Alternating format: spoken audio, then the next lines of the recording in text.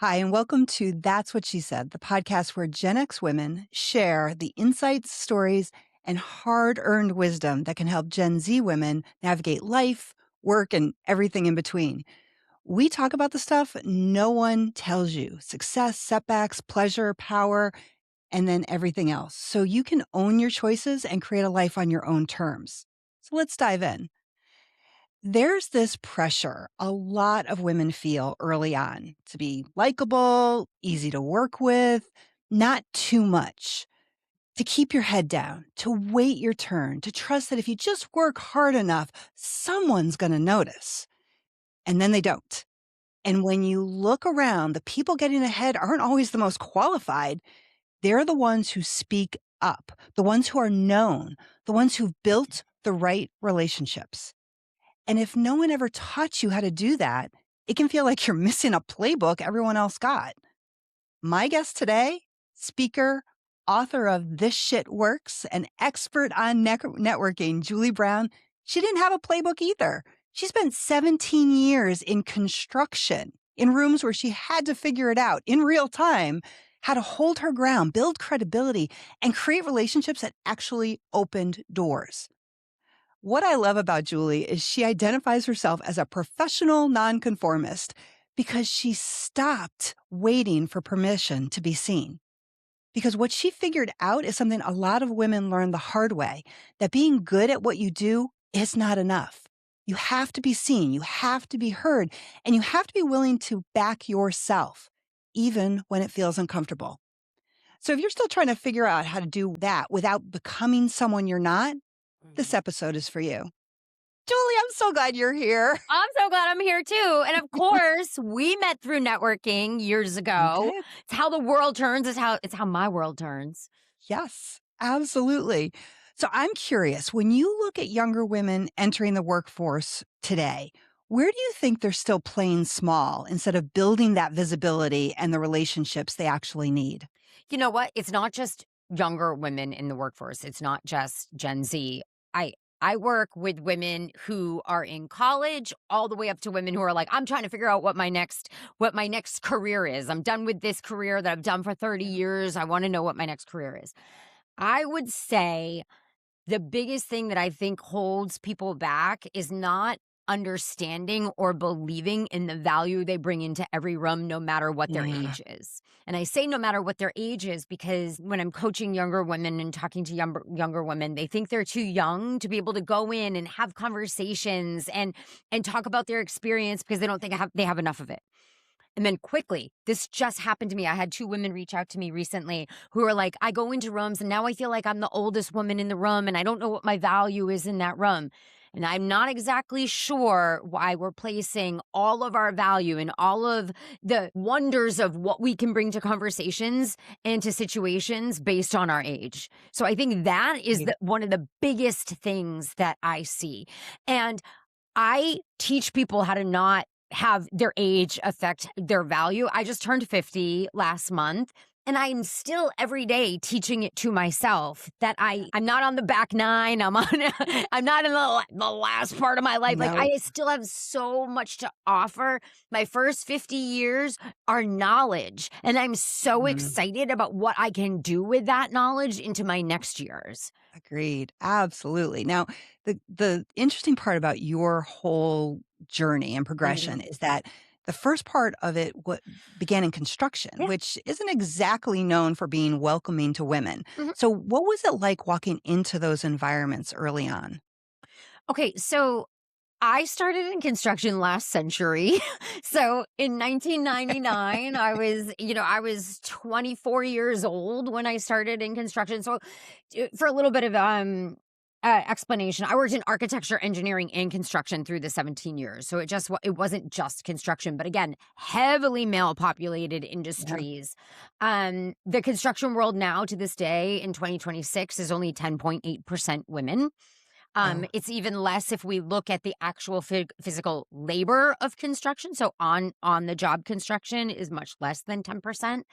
What was interesting about being in construction or architecture too was what was considered normal gender roles within the industry. And what I mean by that is the men were the architects or the engineers or the actual builders, and women did the administrative work of Mm. the construction companies, and that I see changing a lot.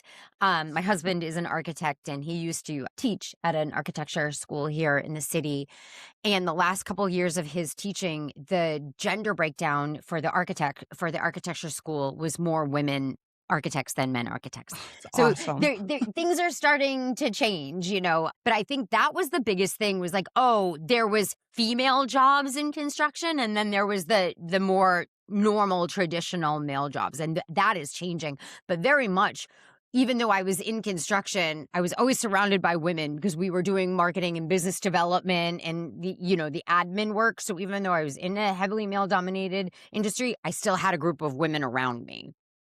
Yeah, we're gonna get to that because that's such an essential part of what you talk about Mhm. and everything that you just imbibe.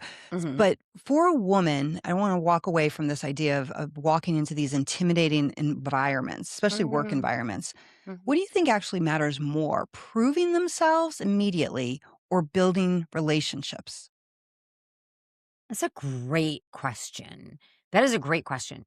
Here's the my most honest answer, and I think this will be different for everyone. If you're in the room, you need to believe you deserve to be in that room. If you're in the room, if you're at the table, you need to believe that the expertise that you have deserves to be at that table. Now, Mm. here's the thing. Being good at the job is a barrier to entry. You don't walk into rooms, high profile rooms, project management rooms, and like it's filled with dummies. Like they're all good at the job. We're all good at the job. So now we have to figure out, okay, if the baseline is being really good at the job, what now is the thing that's going to change my career, given the fact that we're all really good at the job? And that Okay. is your ability to build relationships, not just inside your company or outside of your company. There's a lot of data around this. The people who are the most productive, innovative, and engaged within corporations are those who make internal networks within corporations. Mhm. There was a study on this recently that said one of the greatest predictors of career growth was your ability to build relationships inside the company that you work in.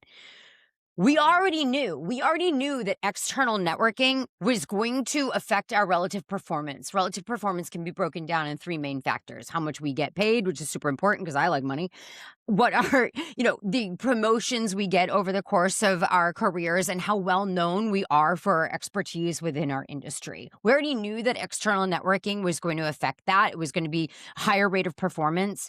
This new study showed that career growth over time, steady growth, salary growth over time is most affected by internal relationships. So when you were starting out, Mhm. how did you approach building relationships when maybe you didn't quite feel like you belonged yet or you were new and you were trying to establish yourself?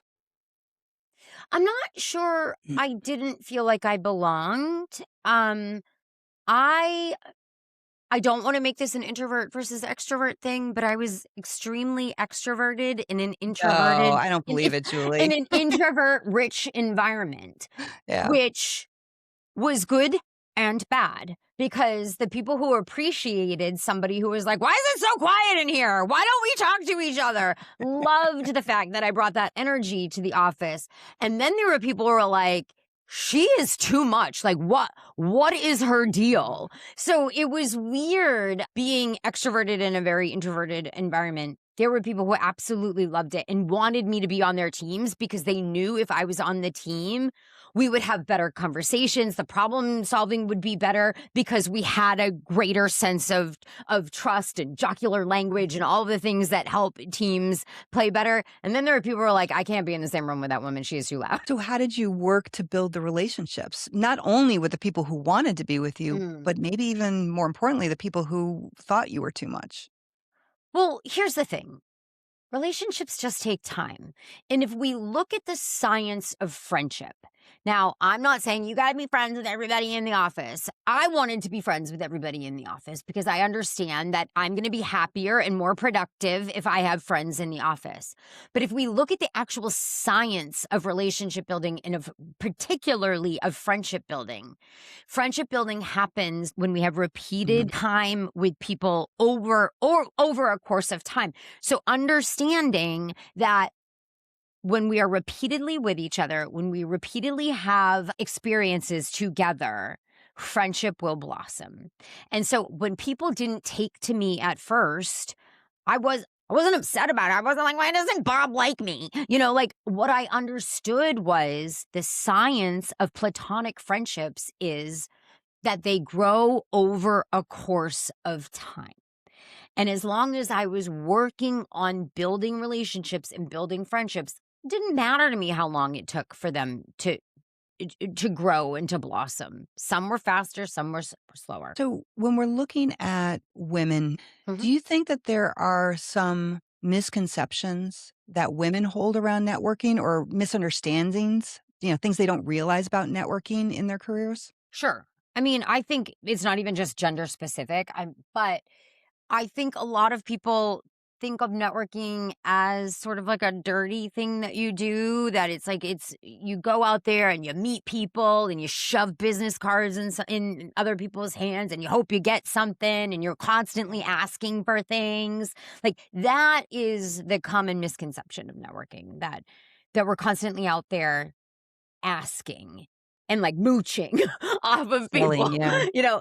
where to me, networking is building relationships on purpose with the hopes that you will be able to help each other in the future.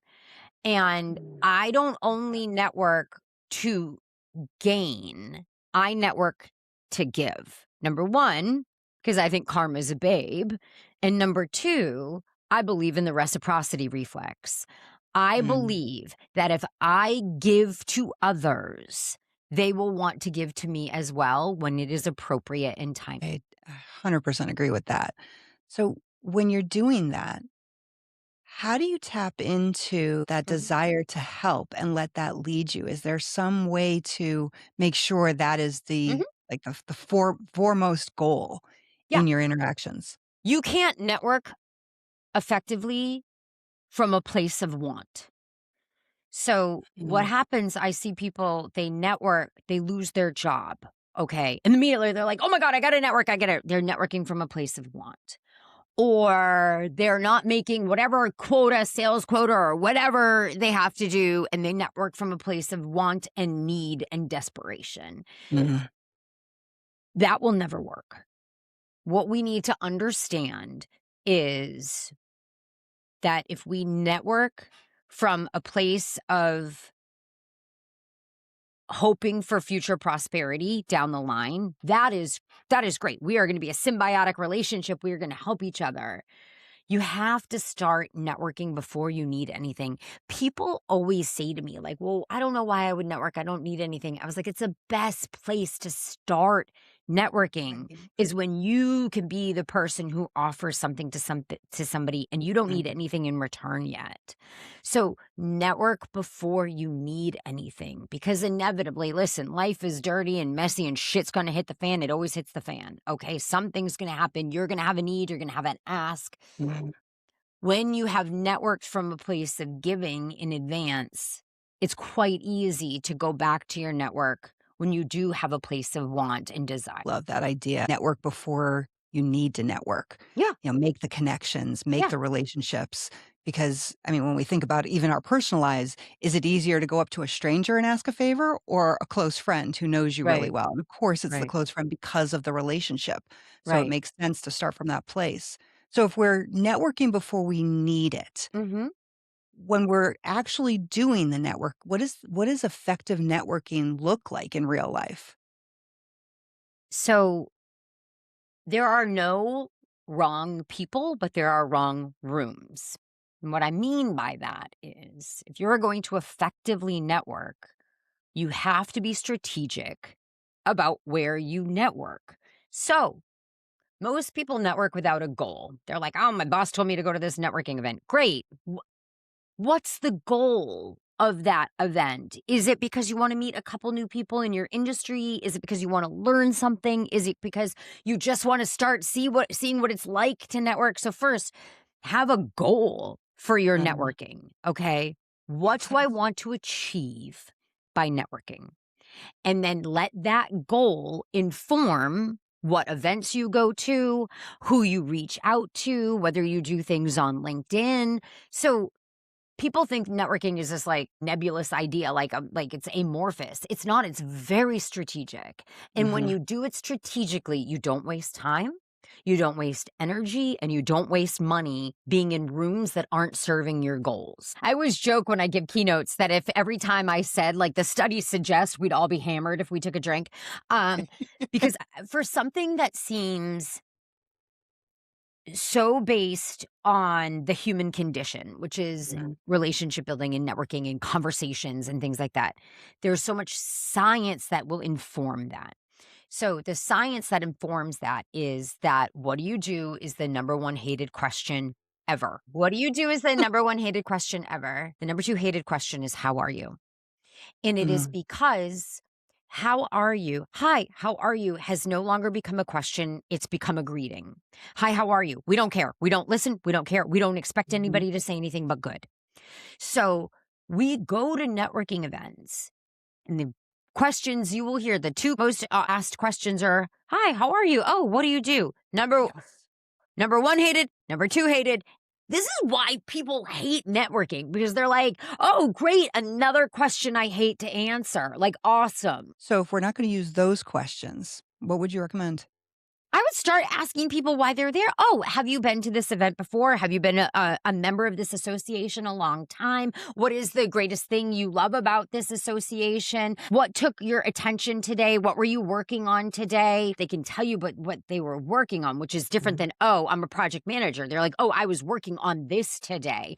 I could say, listen, I love talking about dopamine inducing things. So I don't go into networking events saying that we should talk about business. I think we should talk about life. So I'll be like, okay, I, you're going to love this because of what you do for a living. I am watching DTF St. Louis right now.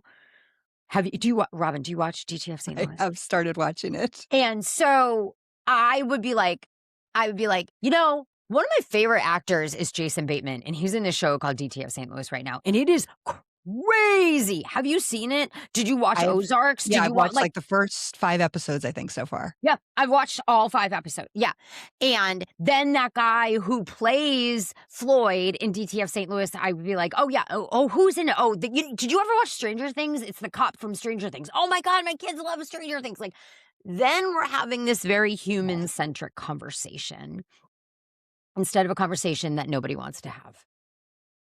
You know, one thing I love about knowing you, Julie, and following you all these years is you give me ideas, and this is one that I have taken to heart. Mhm, So, my go-to now when I'm out and about and I'm checking out of the grocery store, mhm. instead of, "Hi, how are you?" I'll be like, "Hi, what's something that made you smile today?" Yeah, And the pause that people give me when I mhm, ask them this question that they are not expecting because they're used to, "Hey, how are you?" or the small mhm. talk. It's something real, and it takes them a beat to realize, "Oh, that's a real question." That's a real And question. and it in some ways demands a real answer.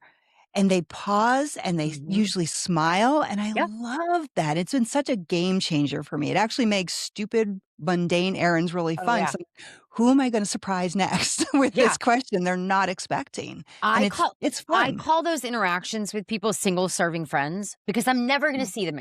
I right. probably most likely will never see them again. And I do this all the time on chair because I'm a big skier. So I do this on chairlifts. So I purposely get on chairs where I don't know anybody.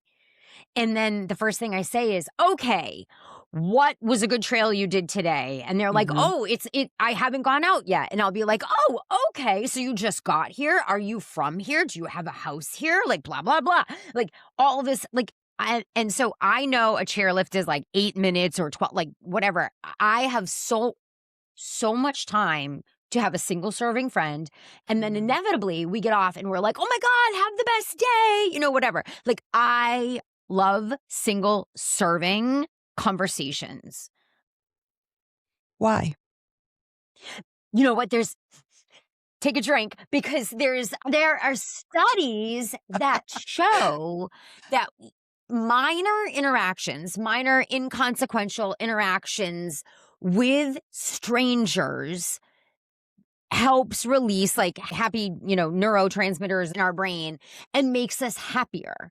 So I try to have as many inconsequential interactions with strangers because I very rarely have an interaction where I'm like, "Oh, well, that went over like a fart in church." Like normally if you get used to saying things to strangers, they're quite receptive with how they respond. And it even if it like do some things minor at the grocery store. Okay, you're at the grocery store, don't do the self-checkout, okay? Go to the real checkout. And when the person is checking you out, say something about, their earrings or something about their shirt or whatever. Like start practicing these Mm. small you know, I don't wanna I said the word inconsequential because they are, because nothing is, like, gonna balance on them, but they are consequential in the fact that they'll make you happier, and you know that you're making the other person happy too because the science goes both ways. Yeah, I do love that, and it is amazing. Again, in my world of neuroscience, how many times a day we have cortisol spikes, the stress Mhm. hormone, Yeah, and I'm not going to cite the number right, but in the studies, in the research, take a it's drink. over. It's hundreds of times a day we are Yeah, spiking cortisol and adrenaline, which is exhausting. yep. And when you think about your approach of creating dopamine spikes, it Mhm, creates at least a balance, and maybe mhm. at best it supersedes the Yep, cortisol spikes, which puts us yep. in a better mindset overall. Mhm. So you pulled back that idea of inconsequential, and I would agree that while you may never see this person again, the fact that you created a dopamine spike for yourself and maybe for them, Yeah, that has impact it sure that you might does. not even realize, Yeah, it sure again, for does. either of you. So I Mhm, really love this idea. I also appreciate that you are giving really specific ways to practice this. If a woman is listening saying, "Oh my gosh, I get so uncomfortable going up to people." So mhm, you've talked about, finding those moments where you're trapped in an environment to start a conversation. You've talked about identifying something personal that's, of mhm. something visual that you can see on them to initiate the conversation. Is there anything else that you would recommend that people who are really hesitant to put themselves out there, what they could do to start to get more comfortable? I would say be open to when other people interact with you first. Mm. And I do this a lot, like, so, I was I was wearing these pants the other day, and they were fun, they had, like, flowers on them and stuff like that, and a woman said to me, she goes, "I love your pants," and I could have said, "Thanks," which is what most people would say, and I was on the sidewalk, and she goes, "Oh my god, I love your pants," and I stopped, and I looked at her, I go, "These pants can be yours too if you go to TJ Maxx."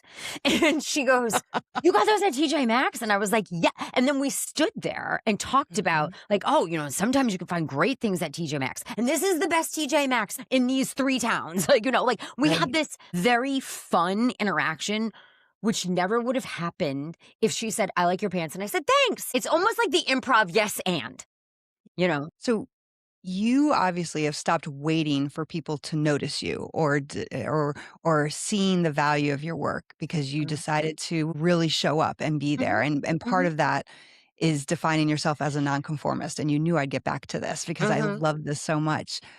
What did you have to unlearn to get to this point that maybe women listening could start doing now? I had to unlearn that nobody cared. So and this is what I'm saying. When Oh. I started creating content, I said to myself all the time, "Well, who's gonna read this? Who's gonna listen to this? Who cares? Why would anybody, wanna know my story? Why would anybody hire me to be on a stage?" I had to unlearn that people would care and that people would want this information, and that if I consistently put myself out there, that people would resonate with the things I had to say. because I think a lot of us are taught, well, who, because Yes. we're taught like the power of popularity and being famous and things like that. And people who aren't don't understand that their stories have value. So I had to unlearn that just being me and the history that I have and the stories I can tell and the lessons I've learned would be a benefit to other people. And I think about Yeah. this all the time. I think about this all the time. If I listened to that voice in my head and not unlearned, who cares? I wouldn't have a book. I wouldn't have a podcast. I wouldn't travel the world. I wouldn't have changed the lives of thousands of women who also needed somebody to say, I care. Like, Right. so that's what I had to unlearn. Yeah, I think part of that is also the idea that acknowledging, okay, not everyone will care. You're not gonna be interesting or resonate with Right, everyone, right. but And those aren't there your will people. exactly. That's okay. It's okay. You're Yeah. not shooting for everyone. You're shooting for the No. people that wanna hear your words, can connect with you, Right. find value, can learn from you. So yeah, I that gotta makes tell you, I good have sense. this thing I do with another keynote speaker who I'm very close with, and we do surveys. We both use the same survey company after our keynotes. And what we do every time is it doesn't matter if I'm speaking to 100 people or 3,000 people.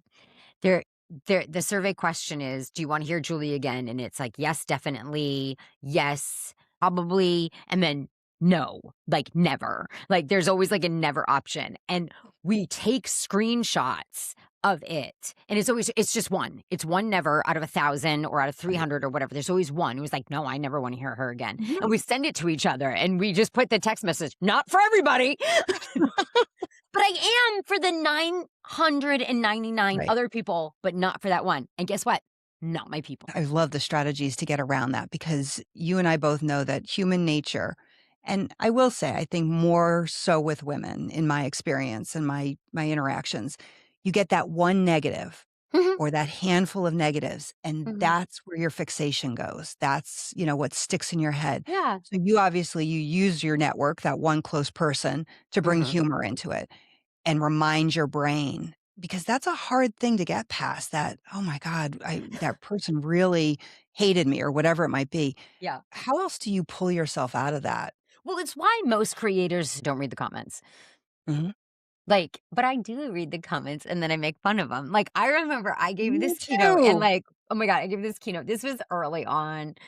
And a gentleman in the audience put into the survey, and I don't think he knew it would come straight to me, the survey results and what he wrote. And it said, and I love this. It said, "She is the most," and then he put parenthetically, "I mean the most annoying person I have ever listened to." And Wow, so what good I job. did was I made a graphic out of it and I put it right up on LinkedIn. And I said, guess what? Can't win them all. Yes. I don't Yes. worry about it. I don't worry about it. And I think for the ladies listening, confidence comes from repetition. We are what we consistently do. And I know how good I am at this job. And I know that because I have the receipts, because I have Mm, 5,000 testimonials that say, this woman changed my life. right. So when I get one that doesn't, I say, you know what? It's not about me. So you just demonstrated my next question to you about tooting your own horn because Mhm. you talk about that and you emphasize that and you just gave me us an example of that. But Yeah. what does that look like for women who might be in a meeting or a conversation? How do they toot their own horn and fight the idea that they're bragging? Yeah. I interviewed last year a woman named Jenny Wood who actually wrote a book about getting ahead and women getting ahead. And she had a great idea. I asked her a very similar question like, how do women how will we be able to say what we've accomplished in rooms where we're constantly spoken over or our Right. ideas are being copied and credit has been given to someone else for our ideas? And she said, you have to get good at writing down your accomplishments and and emailing them every week. This is what I accomplished this week. These are the differences that I made in these projects. She said, you actually have to get comfortable having a living, breathing document about what you've accomplished. And I Yes. thought about this. Like, I went back to when I was in corporate America. I didn't even think about this, but I did this. I had everything that went into the company database, but then I had a document, which was because I was doing lead generation. I had a Mhm. document of every single project that I brought into the company. And I had a historic document of how many times I t- touched, how many touch points I had with that client before they gave us an opportunity. So that when anybody in the construction firm said, "Oh, that job would have come in on its own." I go, "Oh, it would have come in on its own without my 26 touch points to that client?" And so Yeah. there is something about making sure that you are cognizant of the effort that you bring and making sure other people are too. And so Jenny said every week, at the end of the week, you say, "This is how I moved the needle this week." And she said, "And don't feel bad about it because somebody else is gonna say that they did it." In my world, I talk to clients about a me file where they Mhm, keep artifacts, whether it's digitally or physically, mhm, of successes and wins and things that they did that no one else did. And they mhm. review it regularly so Yeah. that when their fear-based part of their brain wants to jump in and say, "What makes you so special? You shouldn't be speaking up about that because it's bragging. You need to be humble." It's no, here's the data. Here's the evidence.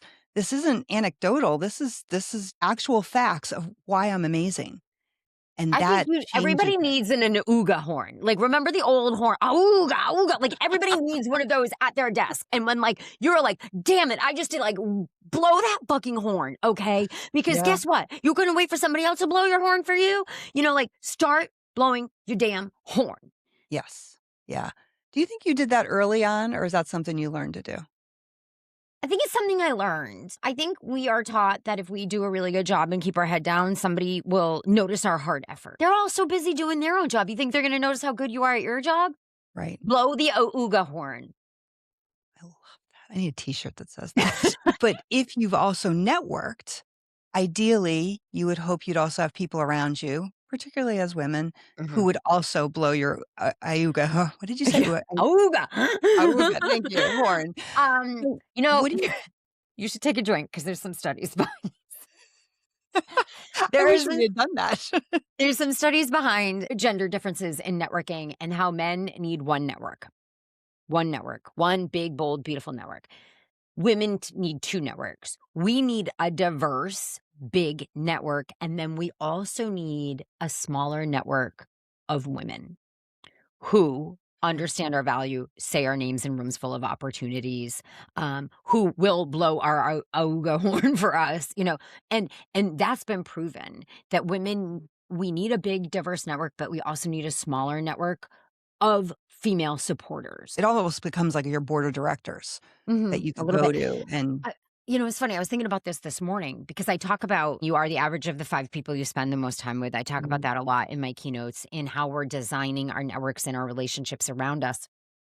And in my top five, the only male in my top five is my husband Mm, because I have that small group of women who are my core, who are invested in my success, who see things in me that I'm not ready to see yet. Like, who told me to write a book before I was ready to write a book? Who told me to start a podcast before I was ready to start a podcast? Who cut the first check for me to stand on a stage? Who hmm. hired me to stand on a stage and paid me the first money I ever made to speak about networking? That is the power of that small group that women should create for themselves. Do you think that there's specific qualities that, again, if women are out there saying, "Okay, I wanna create that network," Hmm. or, "I wanna build that smaller network within the people I know," are there 2 or 3 qualities that you would say, "Look for this. This is what you really want?" We when wh when it I say we are the average of the top 5 people that we spend the most time with, you need to think about the fact that you will emulate the people in the top 5. Okay. So those people need to be of the same energy, and by energy, I mean appreciation for doing the work, for how hard it is, for what you need to talk about. You need to think about, I don't want to say the lifestyle of that person, but just how dedicated they are to being successful, because you are going to start emulating different Mm, things about this people that you spend the most time with. And so got for it. me, my top 4 females are high producing, funny, seeing the humor in situations, Mm, working through things together, high performing, not taking shit, but understanding um that a rising tide lifts all boats. Like, we are going to help each other. And then when it comes to some people listening, if they're a Gen Z, they might not be married yet. They might be in a relationship. The older women, this also is. I mean, I'm 50. I've been married for 21 years. Um, Warren Buffett wrote an article a number of years ago about the most successful people in the world, and he said the most successful people in the world are who are married are the ones who there's parity in the ability to be successful in the marriage. mm, And I always get a laugh when I give keynotes and I look at, an audience of 3,000 women and I say your husband or your wife, is the only family member you get to choose. Don't pick a loser. Like, like, people like lose it with that. But when you think mhm. about it, Yeah. that is the only family member you get to choose. Choose wisely. What do you think are, on the flip side, red flags that someone isn't operating at your level, Oh. whether it's romantically or professionally or in friendships? So, and I've seen this over the course of my career, and I actually did think I had a very strong female networking connection. Had spent a lot of time investing in her and in the relationship, and within about 6 months to 9 months had learned that she was in my orbit to steal my content. Like, Oh, I would post something on LinkedIn, and 2 days later, she would post a variation of it. She would sit, and I thought when she was sitting in my audience that she was there to support me. She would mhm, sit in my audience so she could make talking points about my keynote as her data. And as you see, I'm very big into data and research and mhm, studies, and so huge red flags for me are people who come into relationships with ulterior motives, or who mhm. are only in relationships with people to benefit from that relationship. And it goes back to where we started. Yeah, Like, we does. need to go into networking from a position of giving and not desperation. And so for me, it is understanding what is the motive behind somebody for being in my network. Is it because you want to be connected to me and help me be successful, and I'll help you be successful? Or Right. is it because you want to ride a wave that I've created Yeah. over my content and my studies and my hard work? Yeah, and that is applicable for every relationship we are in. Are they in the relationship with you to be with you, to support you, or to get what they can from Yeah. you? And that's a And I and very it was a different pattern. I dynamic. saw her do it with other women afterwards. She happened to be in the audience of another speaker that I was watching. And the next day I saw her post her content online as her own research. And I was Oh. like, "Oh, so this is a pattern." If a woman is listening right now and she's wondering if the circle she's in is keeping her small, what would you say should be one of the first moves she should make this week? She wonders if the circle is keeping her small. It is. Mm, Trust your gut. I mean, we all know the mind gut connection is real. Trust your gut. Um, the thing about being able to surround yourself with people who are invested in your success is look to the other people who know you, like you, and trust you, and are invested in your success, and you are in theirs, and ask them who you should know. that's a great idea. I mean, I think that's how we met, where somebody Mhm. was like, "Oh, you 2 should know each other." That is the most powerful way to connect with somebody. It takes a hold of this thing in social network theory called triadic closure. And triadic closure simply means if I'm introduced to somebody I don't know by a mutual friend, the rate with which our relationship grows is faster because we've already been pre-vetted Right. by somebody we know, like, and trust. Right. And I trust the people who I know, like, and trust to introduce me to people who are worthy of me knowing them, liking them, and Right. trusting them. I love So that. lean onto the people who are invested in your success and say, who else should I know? Some of Right. my best connections ever were made because people who knew me, liked me, and trusted me introduced me to other people who are equally as amazing and shared. You have to be okay with sharing that friendship. So many people, like, they hoard friendships and, "No, she's my friend," or, like, whatever. You have to be able to share Mhm. friendships and share relationships. And it makes it so much easier because it doesn't have to be all on you. You can Mhm. use the people, who know you, who love you, who Yeah, support you, yeah. and make them part of the process. I love Mhm. that. Julie, I usually wrap up with a couple rapid fire questions. You Oh. mind if I ask them to you? No, I don't mind. I hope I have answers. What's your go-to Power Woman song? Oh, "Raise Your Glass" by Pink. It's my walk-on song. Wanna know why? Because she says, "When you are right in all the wrong ways or wrong in all the right ways." Like, that is every time I walk on stage, "Raise Your Glass" by Pink is my Love it. walk-on You song. came up that came out so fast. Oh, yeah, That's awesome. every time. What's one life hack or tip that you use? Okay, this is gonna sound so weird. Um, I glue my eyelashes on every day now. Instead of trying, I have very long lashes, but I would put on a ton of mascara, and then it would take me forever to take mascara off at night. I just glue my lashes on every day now, and then they just come off. Like, that sounds so weird, but, like, Mm, I'm like, I gotta be on stage every day. I'm, like, running around all over the country. I know that if nothing else if nothing else is working right, I can glue my damn lashes on before I get on stage. I love this. That's perfect. What's one of your favorite books besides yours, of course? I mean, I'm an avid reader. I mean, Mhm. now I'm into, like, oh, true crime and all that. There was a this is gonna sound weird, but there was a book called Molokai that came out a few years ago, and it was when Molokai was a leper colony, Hmm. and it was this really beautiful story about this woman who came down with leprosy and her living in the colony and her life in the colony away from her family, and it's one of those books that stuck with you because you wonder, because leprosy was a thing and Molokai was a leper colony. It was this one little story about this woman, and then you wondered how many other stories exist in Mm, these things that happen in life and in the past. And this actually, you know what? Didn't know we were going to do this, but it goes right back to the why would anybody want to hear my story? yeah. Like, I read that story 20 years, 18 years ago, and I still think about that character. And Mm, so, and it was just a woman who came down with leprosy and moved to Molokai and lived in the leper colony, But I think about, like, how many how many little life stories are we just not hearing, mm. because people don't share them. Tell me something that you do every day to take care of yourself.